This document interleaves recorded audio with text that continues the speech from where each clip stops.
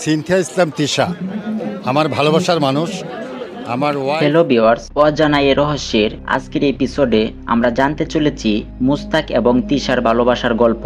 ঢাকার হাতিরঝিলের ideal school and কলেজের একাদশ শ্রেণীর এক শিক্ষার্থী সিনথিয়া ইসলাম তৃষা। তিনি বিয়ে করেছেন ৬০ বছরের খন্দকার মুস্তাক আহমেদকে। ভালোবাসার সপ্তাহে অসমবয়সী দুজনের লাভ স্টোরি হট টপিক নিয়ে আজকে আলোচনা করব। বাংলাদেশের এক ১৮ বছরের তরুণী বিয়ে করেছেন ৬০ বছরের এক ব্যক্তিকে। এই খবর ঘিরে সরগরম নেট দুনিয়া। ভালোবাসার সপ্তাহে অসমবয়সী দুজনের লাভ স্টোরি নিয়ে চলছে চর্চা।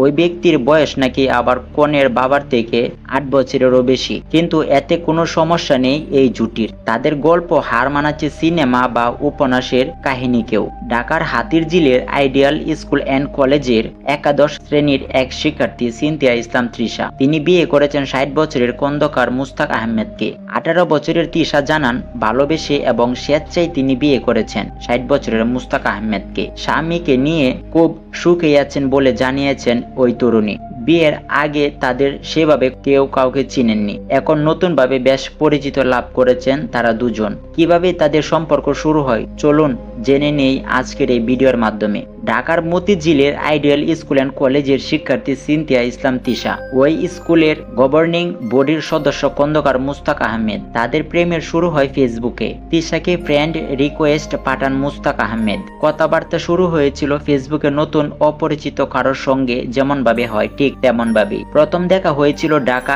আইডিয়াল স্কুল অ্যান্ড কলেজের নবীনবরণ উৎসবে। সেখানে তৃষা গিয়েছিলেন নতুন ছাত্রী হিসাবে, আর মুস্তাক খন্দকার ওই কলেজের গভর্নিং বডির সদস্য রূপে। ওই সাক্ষাতেই ধীরে ধীরে মজবুত হয়, পরিণত হয় প্রেমে। তৃষাকে খন্দকার মুস্তাকই জিজ্ঞাসা করেছিলেন এই সম্পর্কের পরিণতি ঠিক কি হতে চলেছে।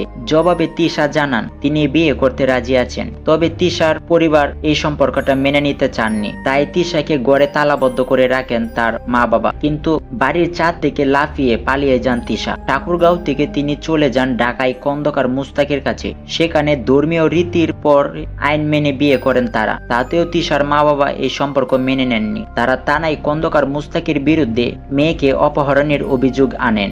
বিচার প্রক্রিয়া চলাকালীন তৃষাকে কিছুদিন বাড়িতে আটকিয়ে রাখা হয়। মুস্তাকের আইনজীবী শাহাবুদ্দিন খান জানান, তৃষার বাবা সাইফুল ইসলাম একটি মামলা করে তাকে নাবালিকা হিসেবে দাবি করেন, কিন্তু আদালতে তৃষা এসে জবানবন্দি দিয়েছেন যে স্বেচ্ছায় তিনি মুস্তাককে বিয়ে করেছেন এবং বিচারকের কাছে তৃষা জানান তিনি সাবালিকা, স্বামীর কাছে স্বেচ্ছায় থাকতে চান। স্বামীর সঙ্গে তার বয়সের ব্যবধান ৪০ বছরের বেশি। তবু তৃষার দাবি তিনি তার স্বামীর সঙ্গে সুখে গড় সংসার করছেন। এক কন্যা সন্তান রয়েছে খন্দকার মুস্তাকের। নতুন মা তৃষার থেকে বয়সে বড় সে।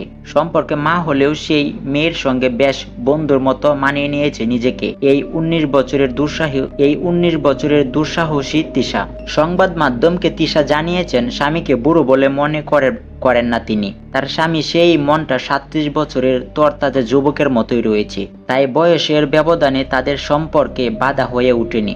স্বামীর অনুপ্রেরণাতেই লেখাপড়া চালিয়ে যাচ্ছেন তৃষা। অনেকেই মন্তব্য করেছেন যে টাকার জন্য বিয়ে করেছেন তৃষা, কিন্তু মুস্তাক বলেন তৃষা ভালো পরিবারের সন্তান, সে ভালোবেসে আমাকে বিয়ে করেছে। এখানে টাকা পয়সা লোভের প্রশ্নই আসে না। তৃষা জানিয়েছেন স্বামীর সঙ্গে তিনি সুখী আছেন। বন্ধুরা, কেমন লেগেছে মুস্তাক আর তৃষার প্রেমের গল্পটা? ভালো লাগলে আমাদের এই ছোট্ট চ্যানেলটি সাবস্ক্রাইব করতে পারেন। দেখা হবে নতুন কোনো এপিসোডে। সেই পর্যন্ত সকলে ভালো থাকবেন।